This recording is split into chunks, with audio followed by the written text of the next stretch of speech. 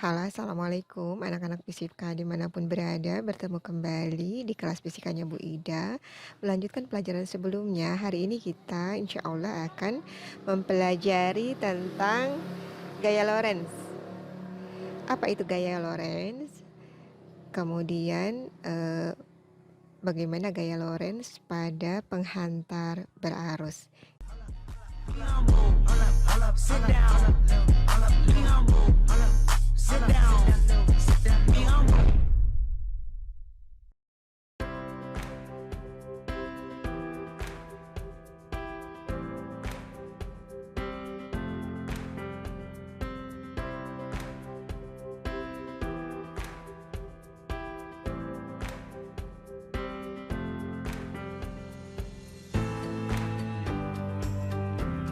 Iya, gaya Lorentz. Ya, hari ini kita akan membahas gaya Lorentz. Gaya Lorentz cakupan bahasannya ada 3 untuk kelas 12 ini.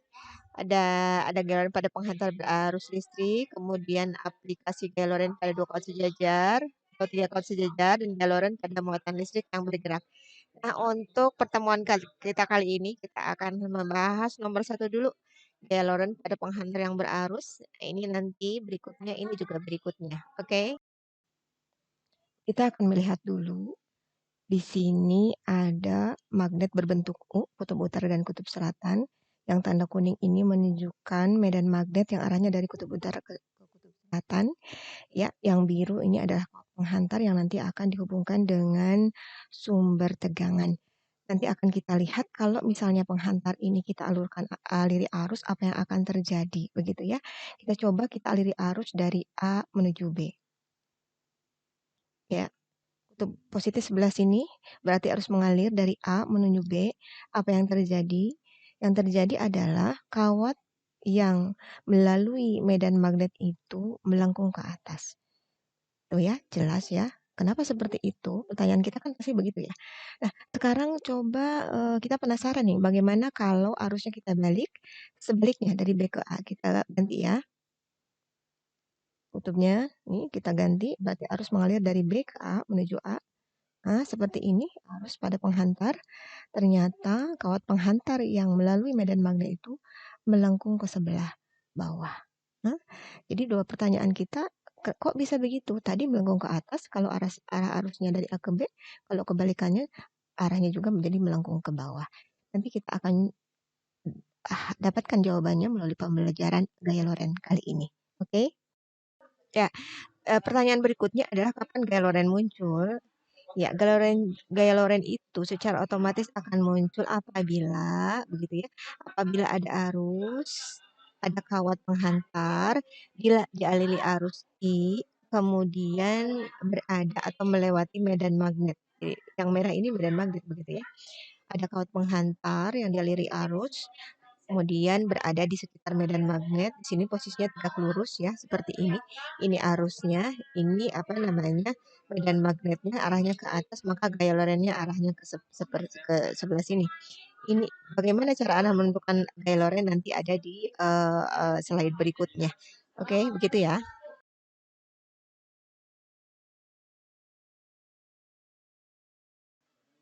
Nah, ini anak-anak Ibu, cara menentukan arah gaya Lorentz adalah mengikuti kaidah tangan kanan. Jadi kamu bisa pakai tangan kanan kalian, begitu ya. Di sini ada ibu jari, ibu jari.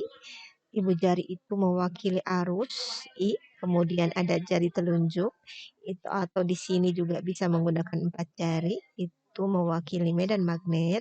Kemudian yang arah apa ini, jari tengah ya, jari tengah, atau kalau di sini bolehlah menggunakan telapak tangan. Arah telapak tangan ini adalah arah gaya Lorentz-nya ya. Jadi bisa menggunakan tangan kanan. Itu cara yang pertama ya. Ya, berikutnya adalah menentukan arah gaya Lorentz menggunakan aturan skrup ya. Aturan skrup ini adalah arah I, ini adalah arah B, begitu. I diputar ke B, I diputar ke B, ya, maka akan naik. Berarti arah naiknya skrup itu adalah menunjukkan gaya Lorentz. Atau Bisa juga dengan menggunakan ini, tangan masih tetap tangan kanan, I putar ke arah B, artinya empat jari dikepalkan. Kemudian ibu jarinya itu menunjukkan gaya lorennya seperti ini. Ya, empat jari dikebalkan itu adalah I menuju B, maka arah ibu jari itu merupakan gaya loren. Begitu ya. Seperti itu nanti dalam aplikasinya itu Ibu pikir jauh lebih mudah yang ini daripada tadi menggunakan lidah tangan kanan. Ya, ini contoh soal menentukan gaya loren misalnya ini arus, arahnya kalau dot seperti ini berarti dia keluar bidang gambar arusnya menuju mata kita ini B ke arah kanan, mau menggunakan apa? Mau menggunakan aturan skrup berarti empat jarinya menuju ke mata, kemudian kita tekupkan ke sebelah kanan karena arah B-nya ke kanan. Berarti ini FL-nya ke bawah. Ya, seperti ini. Ini contohnya. Kemudian yang kedua, misalnya I-nya ke mana? Ke kanan. I-nya ke mana? Ke kanan, B-nya ke bawah, berarti empat jarinya ikutin arah I, kemudian B-nya kemana? Ke bawah, kepalkan. Nah, berarti gaya lorennya masuk bidang gambar. Ya. Nah, seperti ini cross. Cross itu artinya masuk bidang gambar. Nah, sekarang yang terakhir ini adalah I-nya. Ini arahnya B-nya ini, kemudian tinggal diikutkan I-nya ke sini, B-nya masuk, set, begitu ya. Berarti gaya lorennya kemana? Ke bawah. Gitu ya. Nah, ini contoh cara menentukan gaya loren. Coba kita sekarang aplikasikan cara menentukan arah gaya loren sebagai penghantar arus pada ini yang di awal kita dibuka ya. Misalnya kita kasih arah arus dari A ke B. A ke B, silakan kalian pakai tangan kanannya ya. Ini arah arus diwakili dengan ibu jari, kemudian arah medan magnet pakai 4 jari, jadi terbuka begini ya. Maka kemana arah gaya lorennya? Ke atas, begitu ya. Nah, ke atas itu menyebabkan mengangkat kawat menjadi melengkung ke atas karena gaya lorennya memang ke atas. Bisa dipahami ya? Nah, coba sekarang kalau misalnya arusnya kita balik ke sini. Oke, arusnya kita balik. Silakan kalian pakai ibu jari untuk mewakili arus, arahnya ke kiri. Kemudian 4 jari ke dalam menembus bidang kertas ya. Maka gaya lorennya arahnya kemana? Ke bawah begitu. Nah, gaya lorennya arahnya ke bawah sehingga kawat ini menjadi melengkung ke bawah akibat gaya tarikan gaya loren yang arahnya ke bawah. Itu terjawab tadi ya, terjawab sudah ya pertanyaan tadi di awalnya. Oke.